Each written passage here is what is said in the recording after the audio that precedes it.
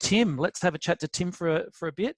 Tim, it's great to have you with us. How's the weather down in Tassie at the moment? That's where you are, am I right? Great. I can look out my window. It is pretty dark and it's raining, and I'm just hoping it's not going to absolutely pour so that the echo on the roof drowns me out. But no, it's a cold, wet day, and I'm happy to be inside. That's good. Tell us a bit about you so we get to know you, because not many people would know you. Maybe some of us do. Who's in the Dyer family? Okay.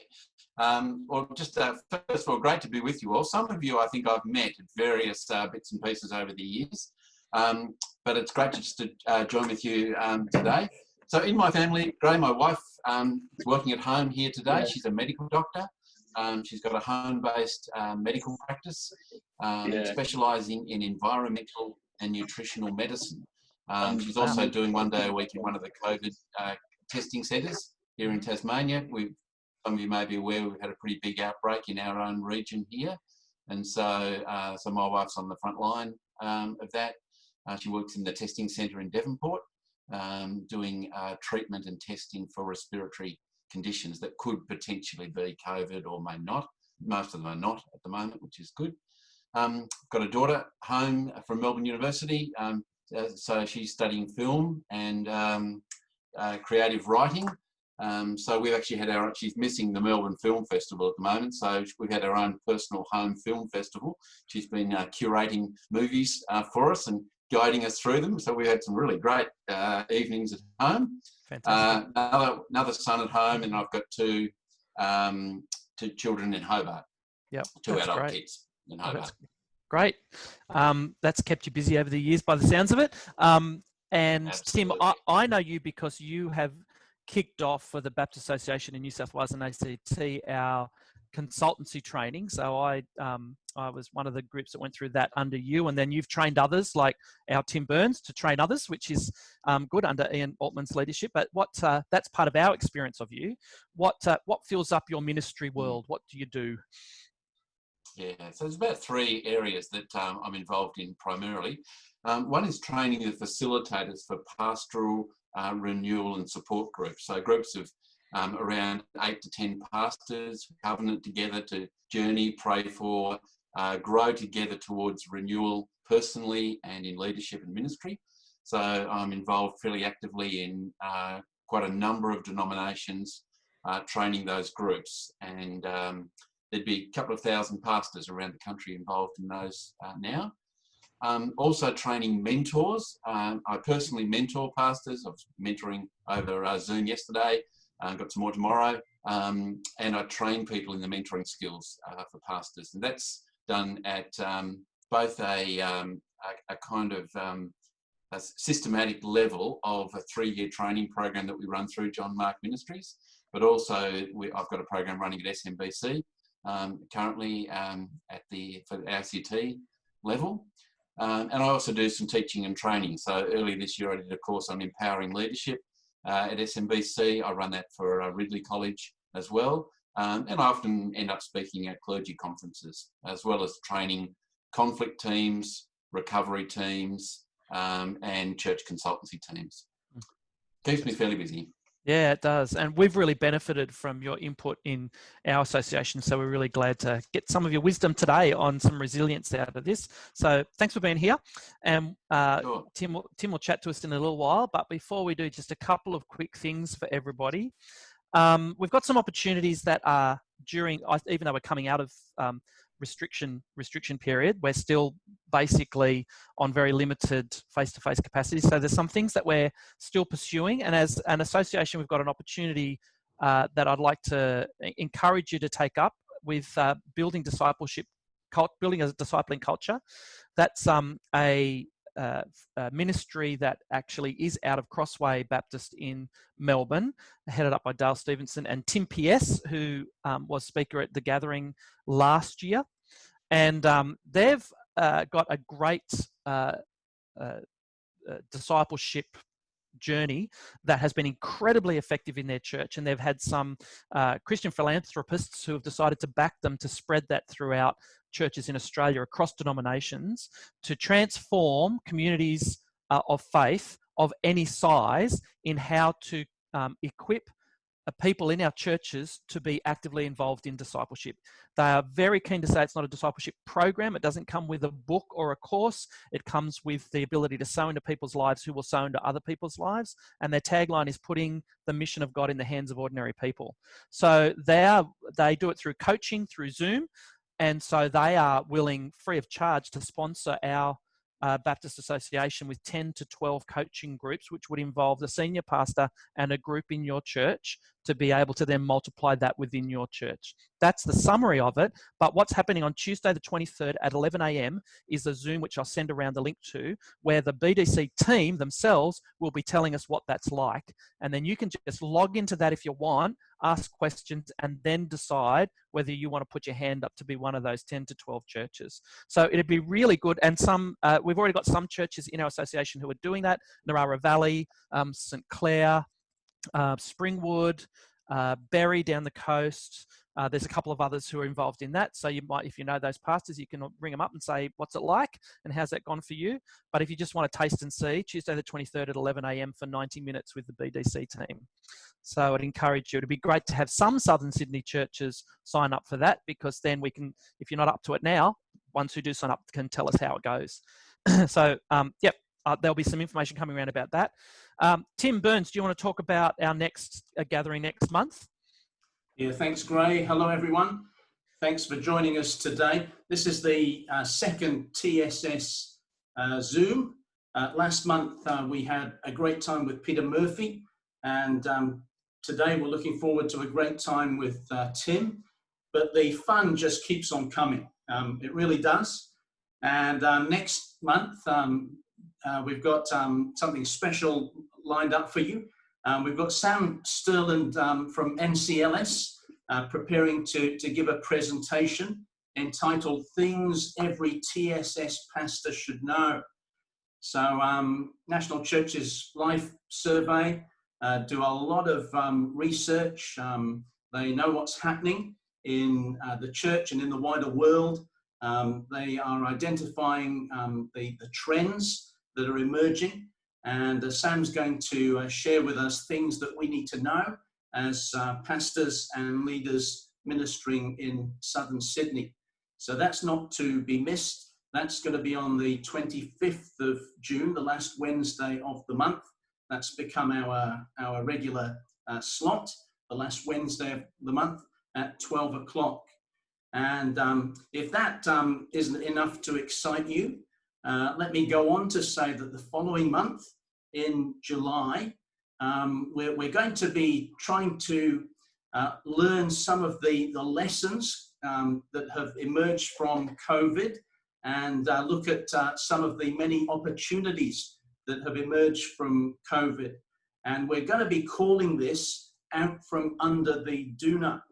And that's because our great Prime Minister, in a press conference, challenged the premiers and chief ministers to lead their states and territories out from under the doona.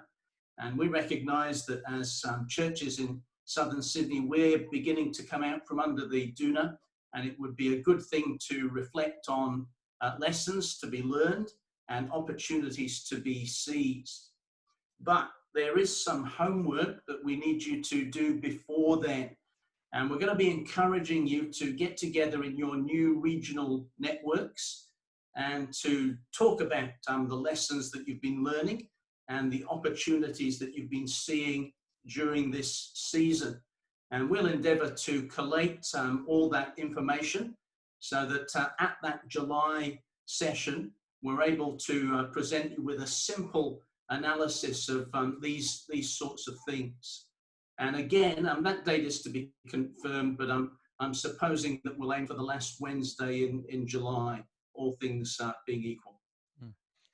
Thanks, Tim. And we're trying to coordinate that the statewide pastors Q&A will continue every second week, and we're trying to make it so that we don't double up on those. So we just need to make sure that we've got our ducks in the correct row there to make sure that that's what we're doing. We probably need to acknowledge that Viv Grice is mentoring what looks like the youngest pastor in the TSS group there? Is that there he is? Okay, that's awesome. Thanks, Viv.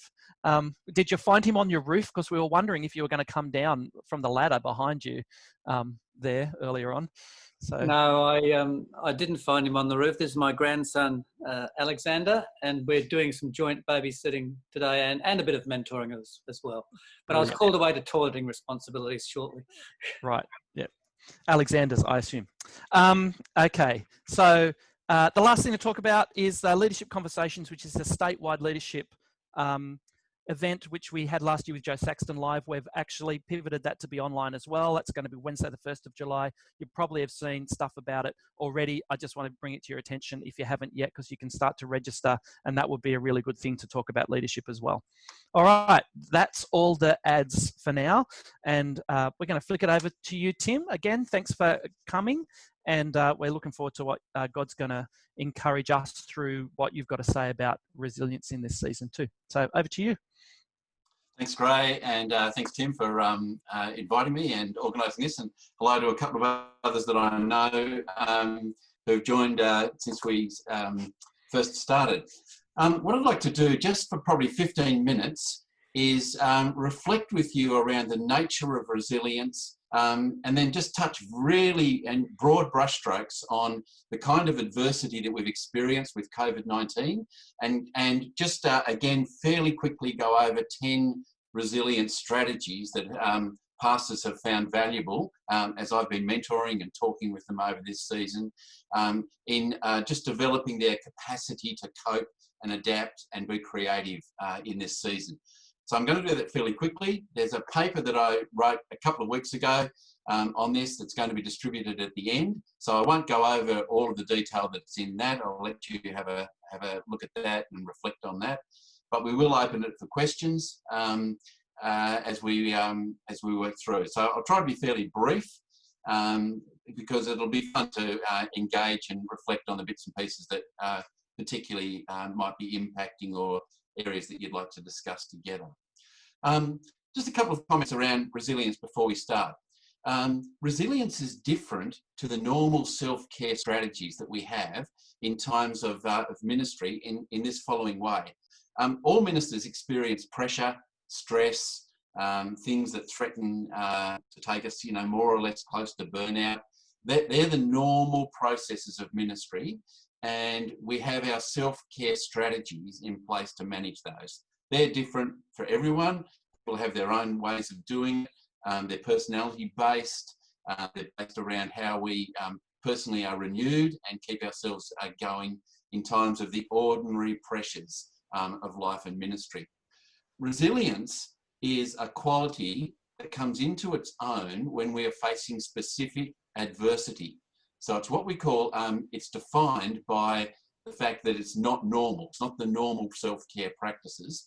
It's a unique combination of capabilities that become relevant when we're facing something unusual, something different, something that is extra pressure.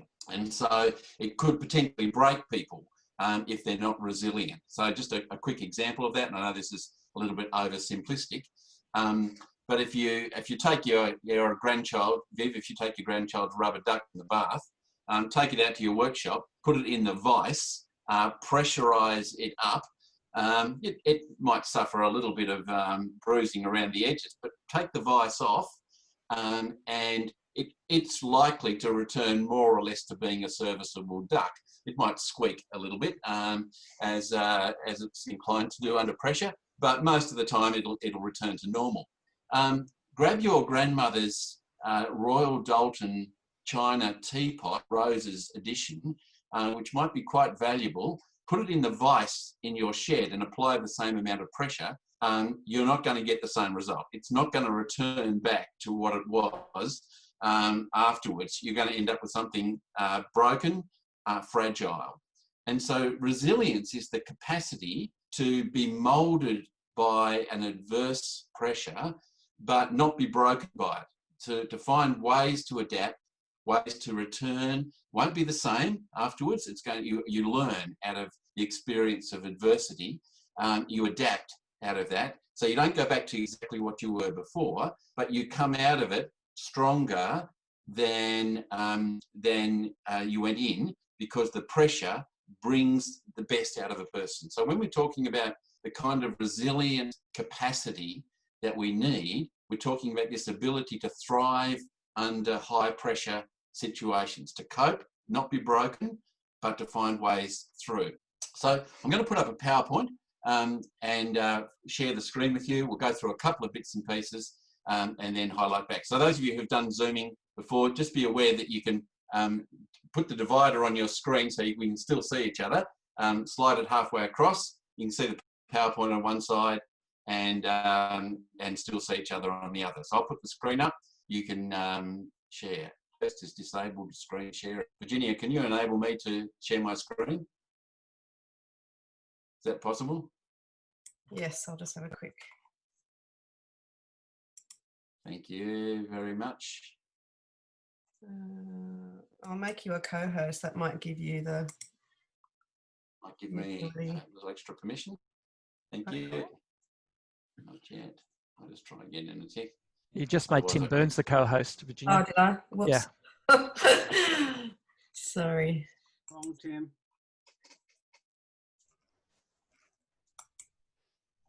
All good. I can keep chatting for a minute if you like.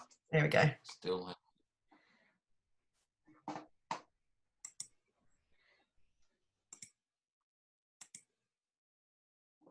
try one more. Here we go. It looks like I've got some. Yep. There we go. Oh, good.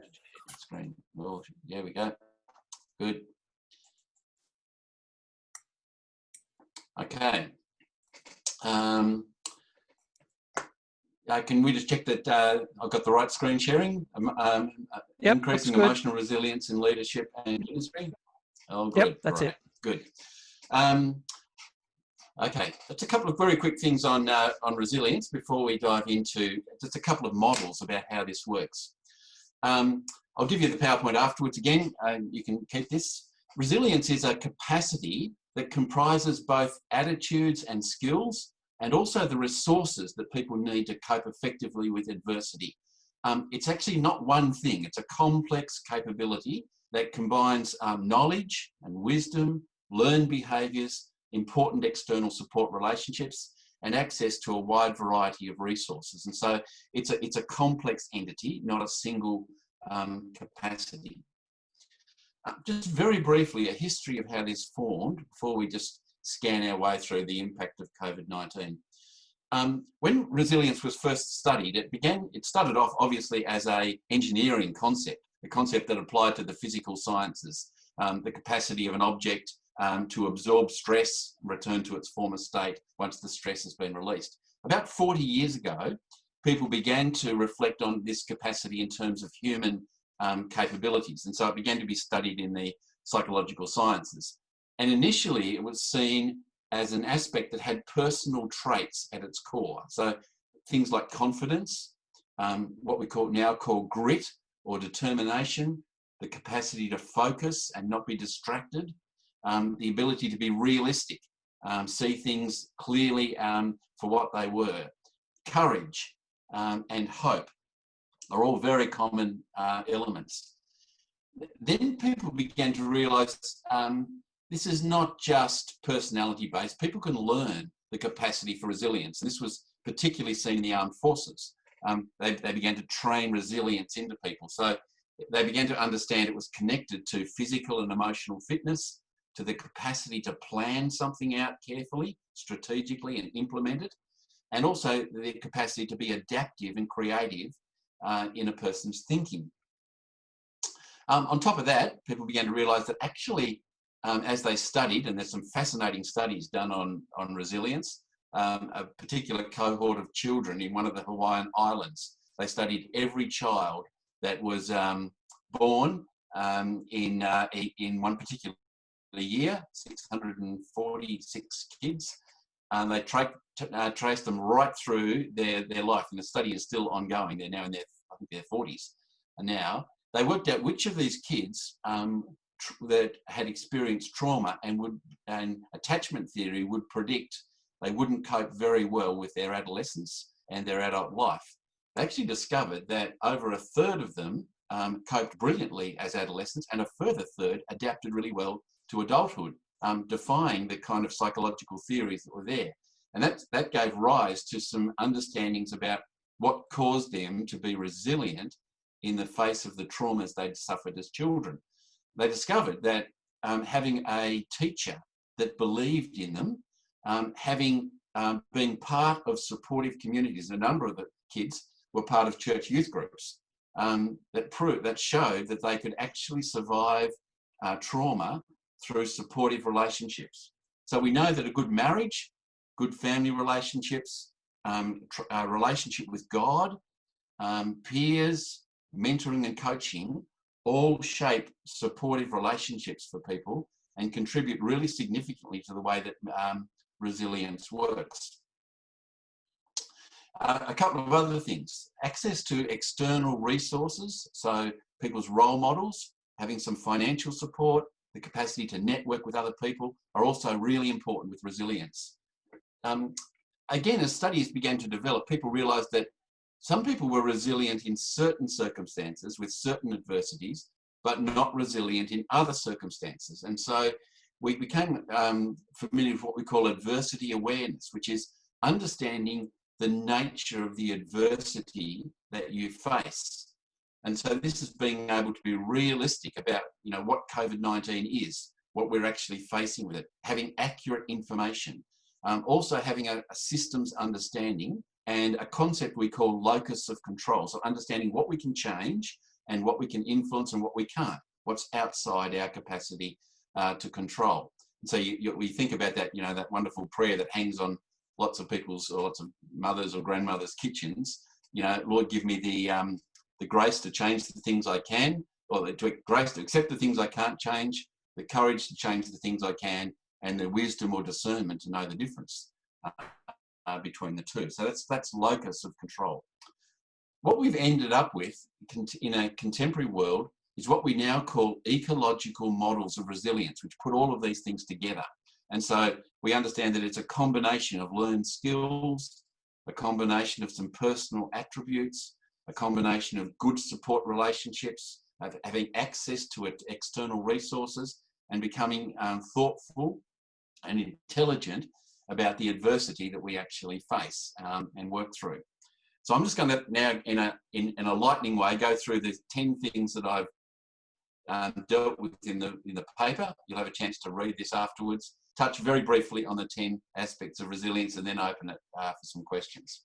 So first of all, 10 things that have changed for most pastors with COVID-19. First of all, the pastoral impact that people are experiencing around COVID-19 is significant, and some of that is impacting the pastoral load that pastors are picking up. So mental health issues are increasing. People that have had previous mental health challenges have often been under a pressure cooker in isolation. There's all kinds of things happening. I've just been talking to a pastor in the last week that's got a person in their church. One of their family members took their own life just in the last week as a result of some of the pressures of isolation. So that load is increasing. At the same time, our capacity to meet the need has been severely restricted. And so we're feeling the pressure of people having significant needs, and our ability to access and do the normal things that we do to meet those needs, visitation, holding church services, is now significantly restricted. And so we're under pressure for those two combined activities. The most vulnerable are sometimes the most challenging to connect with. And so we've actually got some of the older people in my own church. Thankfully, we've now got a live stream straight into our aged care facility in our town, but it took us a few weeks to get it organised so that we could actually have access to the most vulnerable people. I'm not sure about you, but I've certainly had some pretty difficult pastoral engagements in the last couple of weeks. I did a wedding, with 5 people. I was one of the 5. It was one of those challenging pastoral situations that we're all having to think through. How do we deal with the difficult pastoral challenges that are coming our way in the context of highly restricted pastoral processes? Also, our own church members, families, are often under pressure. Now we've often got increasing numbers of people at home. They're spending increasing time with each other, conflict, even some situations of domestic abuse unfolding. There's pressures there for our church members, and some of them are having to grieve the passing of relatives interstate. They've not been able to go to funerals. We had a 100-year-old man die in our church, and you know, it was a wonderful celebration of a wonderful life, but there could only be 10 people at the funeral, and it was really a painful process for the family. We're having to reinvent how we do leadership and ministry. Zoom meetings, we're all zoomed out at the moment. You know what they're calling, referring to people as zombies. You know, we're dead on our feet with the impact of trying to manage this new way of doing things and meetings. We're having to reinvent that process. I was doing a list the other day. I only know a couple of people in ministry who were video producers before they actually went into Christian ministry. Most people are on a learning curve around this. But one of my friends happened to be actually a video producer, and he's been, you know, finding himself completely at home. But for most of us, it's a big learning curve on the technology, the software, the hardware involved in managing all of this. And on top of that, we may have our own family and health needs that are there for us. And so, you know, in my own family, we've had to be extra careful because my wife is on the front line. So thinking through how we manage that, we've had kids in isolation as they've travelled from interstate. Just being aware of those sorts of things are important. And some people in ministry are in the high risk category. I know we're looking towards coming off the other side of COVID at the moment, but we're all just sitting waiting to wonder there could easily be a second wave. And if we go by history, we don't know what that could mean for people. Pastors are often dislocated from their extended families. They often live in ministry environments where their families of origin are in different places, different states sometimes. And concern for aged parents at this time has been a really important issue. Pastors feel that sense of dislocation. You know, I've not seen my parents for months, and most people are in the same situation. Regular phone contact, but it's different to actually visiting. My parents are both in their late 80s. No personal connection with them apart from Zoom connections, you know, for several months, and that's you know, a concern. Add on top of that the financial pressures that many churches are facing around sustaining the salaries of pastors in this environment, and we've got a pretty perfect storm out there. So they're the 10. What do we do about it? Very quickly, and I'll go through these quickly and then open it up for some questions and reflection. 10 ways to deal with this. It's really important when we go under adversity to stop and revisit who we are as people. We often get defined by the activities that we do. We run church services. All of a sudden, we can't run those services in the same way. Who are we? And so when things go under change, just revisiting the call that we are actually called into pastoral ministry. We're called to be children of God. We're not called to do things. We're invited to become something. When my wife and I made the choice a little while ago to do a long distance walk through the island of Tasmania, we finished at the end of last year, it was really interesting. We realised we weren't called to walk from Devonport to Cockle Creek. We were called to be pilgrims, to be something, not to do something. And it's really important that we capture that in times of adversity. This is a great time to deepen relationship with God. You need that all the time, but in adversity, you need it all the more. Just read the Psalms. They're full of cries to God in times of adversity. Adversity should press that button for us. Extra time, extra prayer, extra time in the Word, just to be nurtured around relationship with God. It's a great time to work out mental focus. In times of adversity, we become scattered. Our normal rhythms are lost, and our normal patterns of the way we function are lost. And so being able just to be mindful, to be focused, I've got a couple of links to some thoughts and practices in the article around the capacity to focus and not be distracted by all the things that can send us into different paths. Emotional intelligence is really important in adversity. This is the capacity to regulate our fear, to understand what we might be experiencing, anger, fear, resentment, guilt. All of those things play a role in times of adversity. To learn to what we're experiencing and how to manage those becomes a really important process. So this is emotional regulation helps us manage ourselves well in times of adversity. We've talked about, and I'm pleased you'll be doing some work down the track on understanding the benefits of COVID-19. Realise that there's some wonderful opportunities. This is not just all darkness. There's moments where we can actually do something, new things, learn some new skills, be involved in some new things. Cultivate the sense that this is a challenge. Let's be up for the challenge. Let's take it on board. Let's work out what we can do and how we can learn or grow or benefit out of this situation. In an adverse environment, this is not the time to take on certain new things that you know that you're going to struggle to do. You work to your strengths. If you're not a swimmer, don't jump in the water at this point to try and save somebody.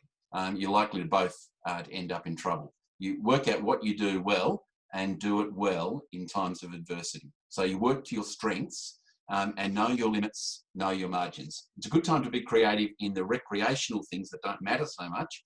It's not a good time to be too bravado in things that do matter because we need to work to our strengths in times of adversity. There's enough pressure on without trying to take on things that we really need time to give to learn them adequately and well.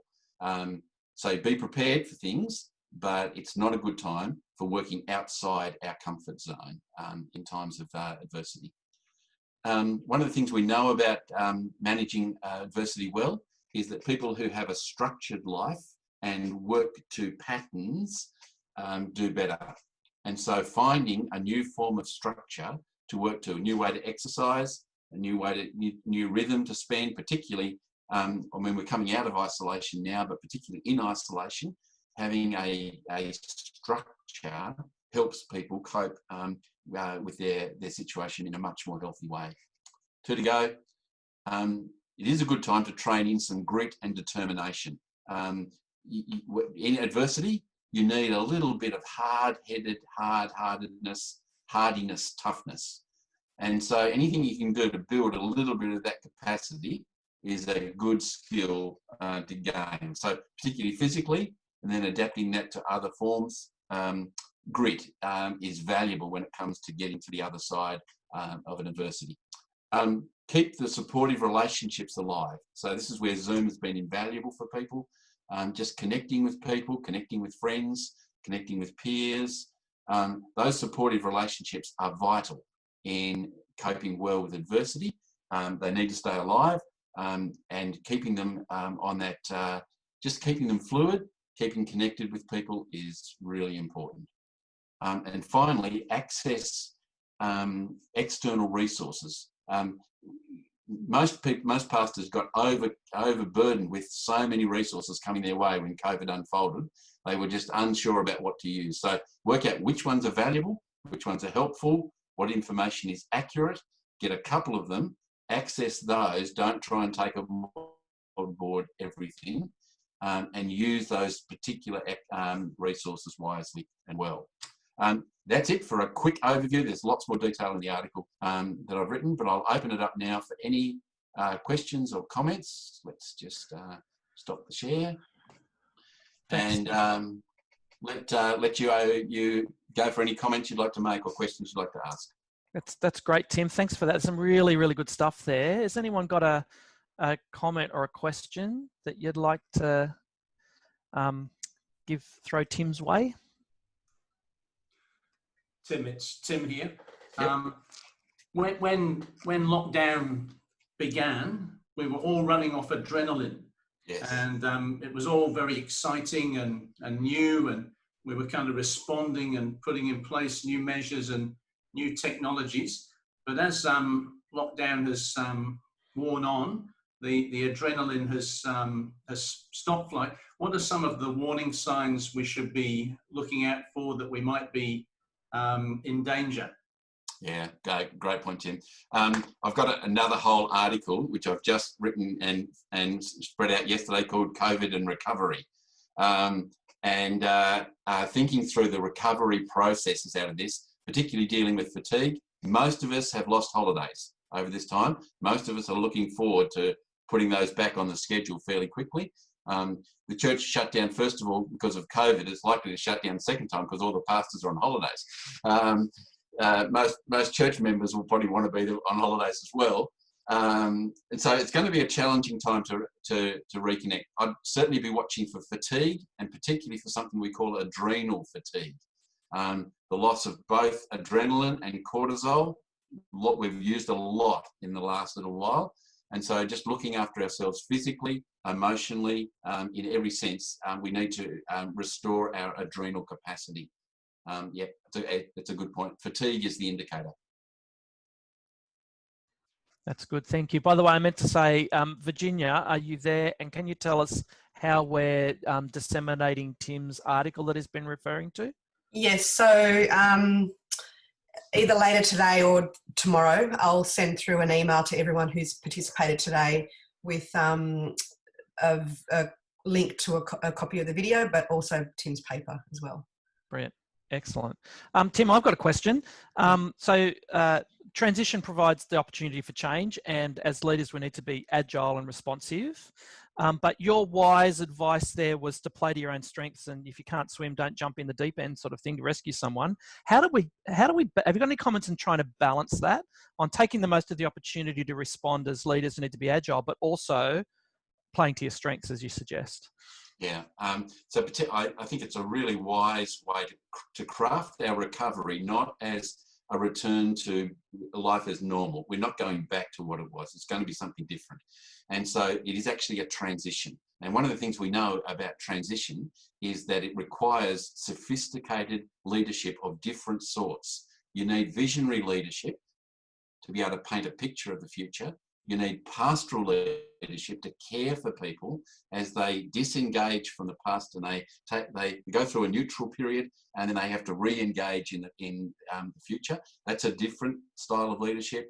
You also need then kind of almost administrative or managerial leadership for helping to create the roles, the spaces, the ways for people to find new ways of doing, working, being the church on the other side of this. In what we're going to call a pandemic, they talk about trauma-informed churches. We're going to end up with pandemic-informed churches, and they're going to look different. So this is going to be a team effort. We need different leaders, different groups of people working together to create, foster, actually put together this way of doing things. So I would strongly advise, and you'll see this in the paper we'll also share with you tomorrow on COVID and recovery, having a transition team in your church. Just